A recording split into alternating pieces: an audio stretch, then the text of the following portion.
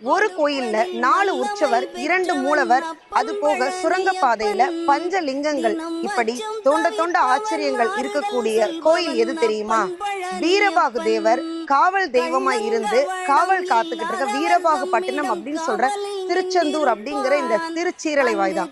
கும்பாபிஷேகம் முடிஞ்சு, சூரசம்ஹாரம் முடிஞ்சு, நம்மளுடைய முருகப்பெருமான் மிக அழகாக இந்த கோயில்ல இருக்கிற அறுபடை வீடுகள்ல இந்த திருச்செந்தூருக்கு ஒரு பெரிய சிறப்பு இருக்கு. என்ன தெரியுமா?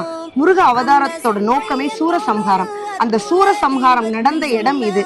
தீயவைகளை அழித்து முருகப்பெருமான் ஞானத்தை அருளக்கூடிய இடம் இந்த திருச்செந்தூர். இங்க பாத்தீங்கன்னா சண்முகர், ஜெயந்திநாதர், குமரவிடங்கர், அலைவாய் பெருமான் 4 உற்சவர்கள் இருக்காங்க.